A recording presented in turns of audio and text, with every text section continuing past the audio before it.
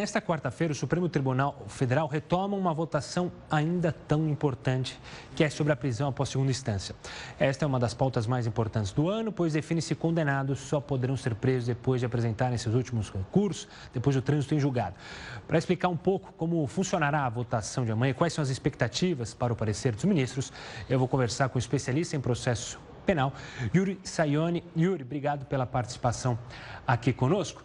Yuri, eu queria que você explicasse. Semana passada a gente teve o início desse julgamento, com muitas das partes discursando lá no Supremo. Como deve ser amanhã? Amanhã a gente já começa de fato a votação?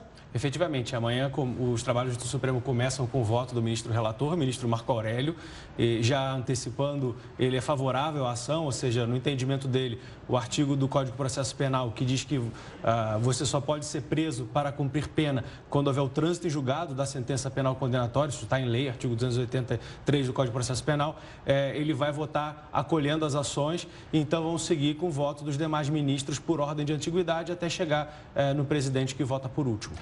Yuri, essa é uma pauta que tem trazido muito à tona o clamor popular, as pessoas, claro, aquelas que defendem, aquelas que são contrárias à ação, mas eu queria que você, pelo menos, desse um parecer do que foi apresentado na semana passada, daqueles que são a favor do trânsito em julgado e aqueles que são a favor que a prisão já comece a partir da segunda instância, brevemente, para as pessoas que ainda não estão familiarizadas com o assunto. Basicamente, tem dois argumentos que caracterizam as duas posições. Os que defendem a prisão só com trânsito, eles fazem uma leitura da Constituição Federal que diz que ninguém pode ser considerado culpado senão com trânsito em julgado. Então, qual o sentido de você começar a cumprir pena se você não pode ser considerado culpado? Esse é um lado. O outro lado eu tenho um problema de ineficiência do sistema judiciário, na verdade, que acaba demorando muito e levando a prescrições e outros tipos de impunidade. Por esse motivo, é melhor eu antecipar o início do cumprimento da pena de forma a garantir que aqueles condenados sofram algum tipo de sanção. O problema é que, se eles forem depois considerados inocentes ou os processos forem anulados por qualquer motivo, não tem nenhum instrumento para que essas pessoas sejam recompensadas pelo tempo que eles permaneceram de maneira injusta na prisão. Mas, basicamente, essas são as duas linhas mais importantes dos dois argumentos.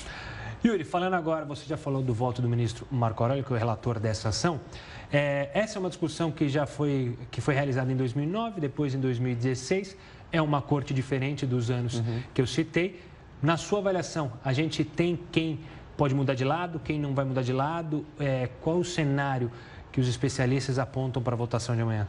Bom, no passado mais recente, lembrar do habeas corpus do ex-presidente Lula, em que ele perdeu por 6-5, com o voto da ministra Rosa, dizendo o seguinte: olha, eu votaria de uma determinada maneira, reconhecendo a possibilidade de prisão só com trânsito em julgado, se fosse numa ação de controle concentrado, ou seja, exatamente numa ação como essa que estamos discutindo.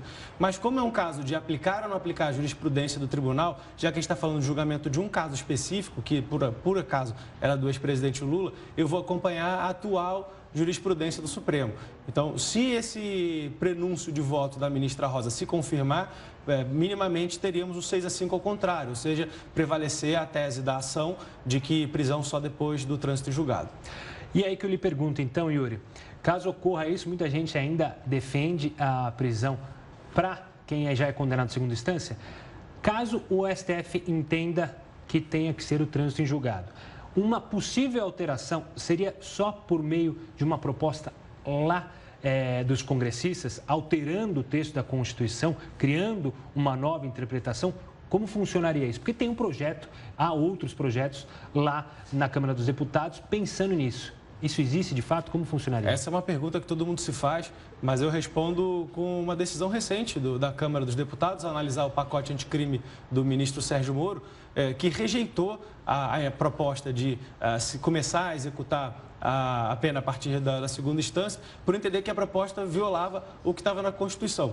A previsão constitucional, ela é considerada cláusula pétrea, e pela própria Constituição significa que ela é imutável, mesmo por emenda à Constituição. Então, se o entendimento da Corte Suprema é de que a presunção de inocência, ela alcança também a questão do início do cumprimento da pena, me parece ser, sob a égide dessa Constituição de 1988, uma posição imutável, logo nem por emenda constitucional conseguiríamos alterar esse posicionamento.